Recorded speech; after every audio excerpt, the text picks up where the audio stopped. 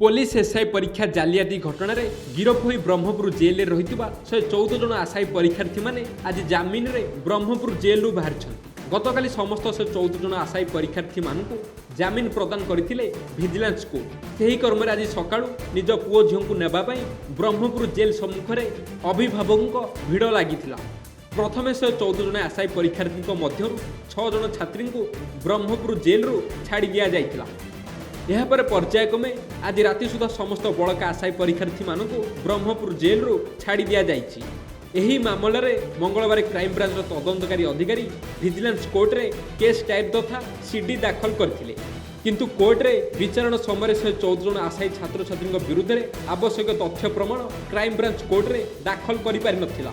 तेणु कोर्ट 114 जन आशायी छात्र छात्री को शर्तमूलक जमीन प्रदान करथिले। प्रतिटी छात्र छात्री 50,000 टंका सह 2 जन जमीनदार जरिए आज जमीन प्रदान करा जाइछि। शर्तगुड़िक मध्य आशायी छात्र छात्री माने मामलार संपृक्त थिबा कौनसी साक्षी को प्रभावित करिपारिबे नाही। पुलिस किंबा क्राइमब्रांच टीम जो समय तदंत पाई डाकिबे सही समय से माने उपस्थित रहिबे। क्राइमब्रांच को तदंतर समस्त प्रकार सहयोग करिए बोली शर्त रही। कोर्ट को यही शर्त बली राजी होइतिले समस्त गिरफ आशायी छात्र छात्री। तेणु कोर्ट समस्त 114 जन आशायी परीक्षार्थी छात्र छात्री को जमीन देइथिबा बेले शर्त पालन करी ब्रह्मपुर जेल बाहर आशायी परीक्षार्थी छात्र छात्री माने। सेपटे आशायी परीक्षार्थी माने कौनसी भूल करिना। पुलिस आशायी परीक्षार्थी को धरी गिरफ करथिबा बेले सेमानक विरुद्ध में कौनसी ठोस प्रमाण नाही। तेणु कोर्ट रे प्रमाण देखाई पारलानी क्राइम ब्रांच। निरीह छात्र छात्री अपेक्षा जो मैंने दलाल करी ए राकेट चलाउथिले सेमानकु पुलिस गिरफ करू बोली दाबी करिसेंती अभिभावक।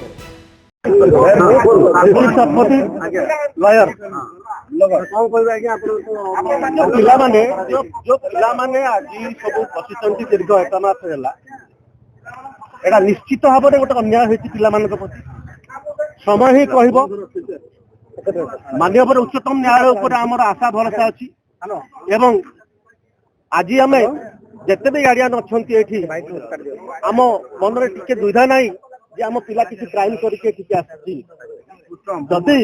जदि किसी एविडेंस एक्सेप्ट कराई धरी था आम मन भर आम पिला किसी क्राइम करके आसनी। तेणु आम निश्चित भाव में माननीय उच्चतम न्यायालय उपर विश्वास भरोसा अच्छी एवं या उपर गोटे चैलेंज हम एवं पिला माने जो जो कह भविष्यत अंधार हम या जमा किसी हबार ना। एवं मु समस्त गार्डियन को कहबी एठी जे माननीय उच्चतम न्यायालय उपर भरोसा रखु एवं यार समाधान यथाशीघ्र हम आमर न्यायालय उपर विश्वास एवं भरोसा निश्चित भाव में सब आसो। आप देखु ओपीआरबी आईटीआई सिलिकन ये सब जो संस्था अच्छी आज पर्यंत जनकर ना बाहर आज पर्यंत जनकर भी ना पर्यंत बाहर। तेणु आमे माने भरोसा अच्छी उच्चतम न्यायालय उपर एवं पिलामानकर आगामी भविष्यत जमी अंधकार न हो से आमे उच्चतम न्यायालय आश्रय नबू। भूल तदंत जाऊँगी तदंत सरकार तदंत अनुसार तदंत कर भूल ठीक आम ये बस कौन आक्षेप कर। तेणु समय ही कह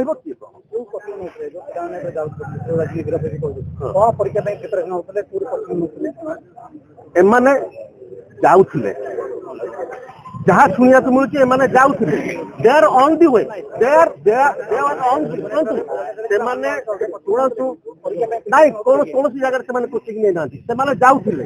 मोर कहता जे आउ किसी समय अपेक्षा करी पिला रेड हैंड रे धरा ही था आ पिला आज जेल दंड भोगी था आम मन भर किसी ये ना।